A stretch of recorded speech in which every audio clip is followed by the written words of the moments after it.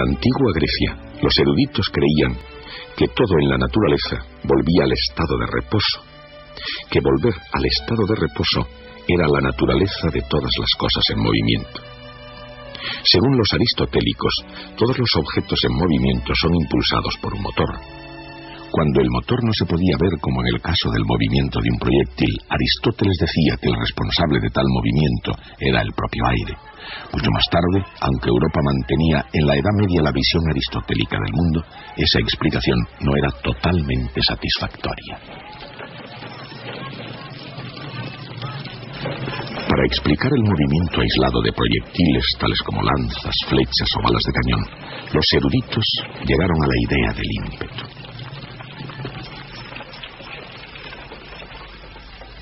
Al lanzar un proyectil había que saturarlo de una cantidad finita de ímpetus que darían al objeto su movimiento. Cuando sus ímpetus se consumían, el objeto caía rápidamente a tierra. La idea del ímpetu no era mala, pero no alcanzaba su objetivo. La idea medieval de los ímpetus se quedaba corta frente al principio de inercia que no tuvo éxito hasta el Renacimiento.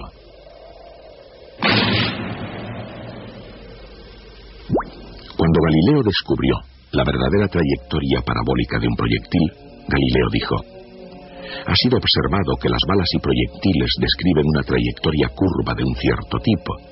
Sin embargo, nadie ha apuntado el hecho de que esa trayectoria es una parábola.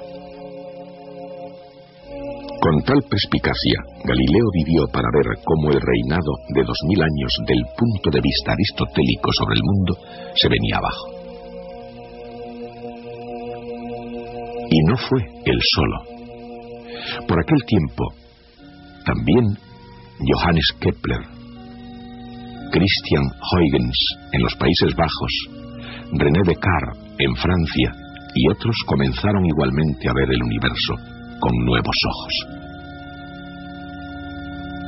Pero por muy extraordinaria que sea esa colección de científicos, sus puntos de vista individuales pasaron por alto algo, una síntesis, un principio que organizara el mundo físico como un todo. Para explicar el universo se habrían necesitado unas circunstancias especiales. Se requería la persona idónea, el lugar adecuado y el momento oportuno. El momento oportuno fue el año 1665.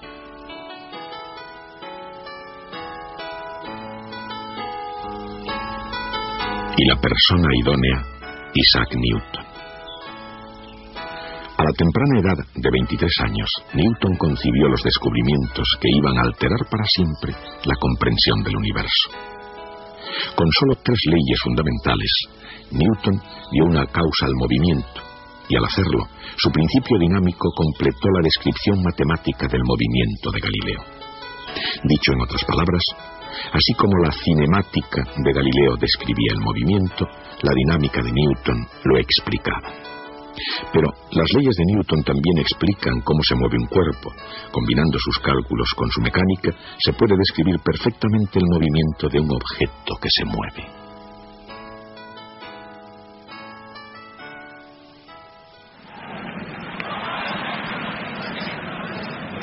El movimiento de un proyectil tiene una aceleración igual a -g en dirección vertical y una velocidad constante en dirección horizontal. ¿Cuál es el significado de esa constante? La fuerza que impulsa a ese objeto viene del empuje del torso del atleta. Esa fuerza dura solo un momento y determina la velocidad inicial del proyectil. Cuando éste abandona la mano, hay una componente de velocidad en la dirección X, que es el valor constante que tiene la velocidad horizontal y que seguirá teniendo durante su viaje hasta caer al suelo. No obstante, la componente vertical de velocidad está cambiando a un ritmo igual a -g. La derivada de la velocidad vertical con respecto al tiempo es -g, no 0.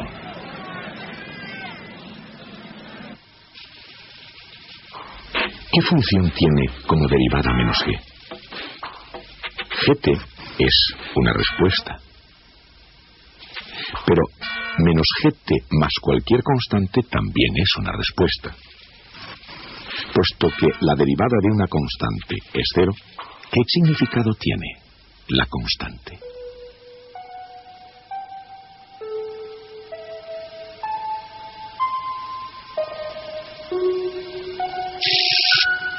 Esa constante es la velocidad vertical con la que el objeto comienza, incluso si comienza de un disparo.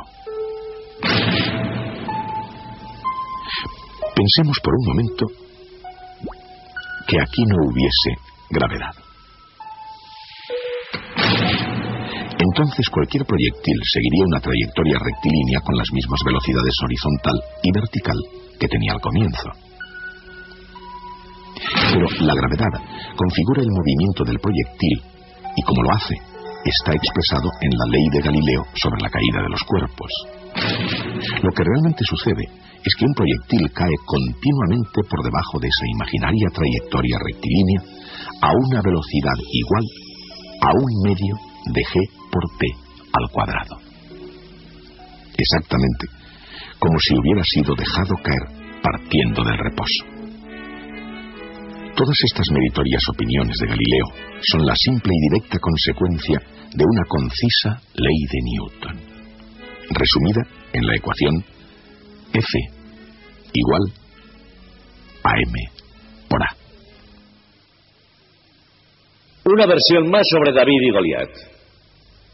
Yo soy David, naturalmente, y allí está Goliat, colgado de ese árbol.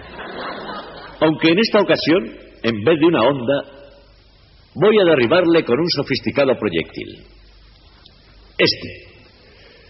Pero hay un problema. Yo sé que en el momento en que vaya a apretar el gatillo, Goliat se asustará, dejará el árbol en que está y caerá verticalmente. La cuestión es, en este caso, hacia dónde deberé apuntar.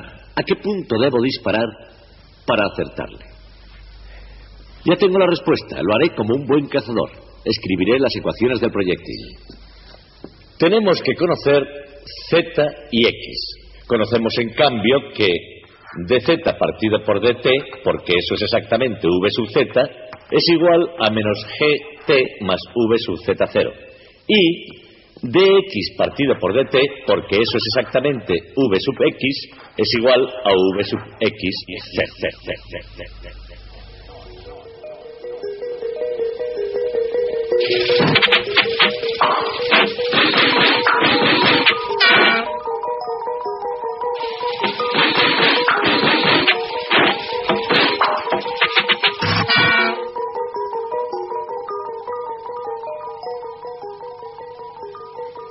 Menos 1/2 de gt al cuadrado. Ahora, sin el efecto de la gravedad, estas ecuaciones serían las de una recta. Una recta que iría desde el cañón hasta ese punto que hemos elegido como meta. El efecto de la gravedad es hacer que la bala caiga debajo de esa línea recta con un valor igual a 1/2 de gt al cuadrado. La actual trayectoria sería esta.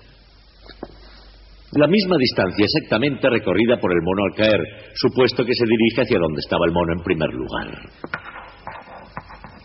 Caerá exactamente igual, 1/2 de gt al cuadrado, y tropezará con la bala en pleno vuelo. ¿Qué es lo que queremos conseguir? La solución del problema. Dirigir la bala directamente al mono. Y eso es lo que voy a hacer. Voy a abatir a ese mono. Si alguien quiere saber por qué voy a disparar a un mono, que no lo haga. Esto no es una clase de ética, es una clase de física. El rayo láser, como pueden ver, pasa por los puntos de mira del arma, por aquí, y va a dar al mono. El arma está apuntando directamente al mono. Ahora cargo el lanzaproyectiles y listos para disparar. Bien, debo decirles que he practicado esto muchísimas veces, y en los cientos de veces que he hecho esta prueba, ni una sola vez he logrado darle al mono. Por eso se presta voluntario. Muy bien, vamos allá. ¿Todo preparado?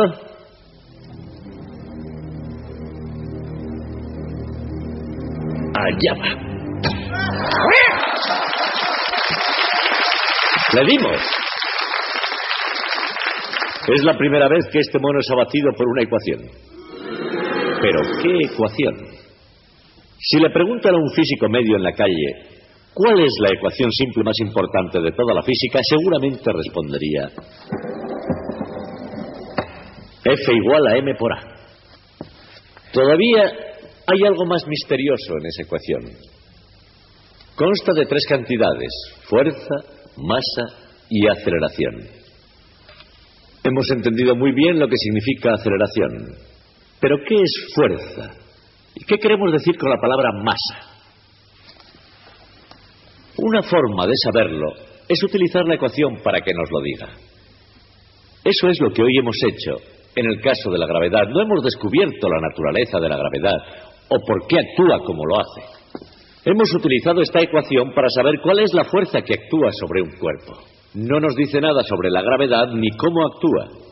Si conocemos la masa de un cuerpo y observamos su aceleración, podemos hallar la fuerza que actúa sobre él. Pero sin esta ecuación no conocemos la masa de un cuerpo. Y si no conocemos la masa de un cuerpo, la ecuación no significa nada en absoluto.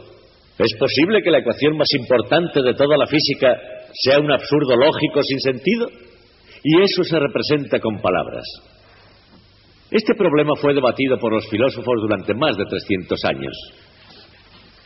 Y hasta ahora una cosa es clara. Antes de que Newton escribiera esta ecuación, el mundo era un mundo lleno de confusión. Después de que la escribió, el mundo se hizo ordenadamente comprensible y previsible. Luego, sea lo que sea, esta ecuación no es algo sin sentido. La única forma de entender de qué trata esta ecuación es utilizándola. Y de eso tratará el resto de nuestra historia. Fuerza igual a masa por aceleración. La mecánica, la ciencia del movimiento, se puede resumir en esa única ecuación. F igual a m por a.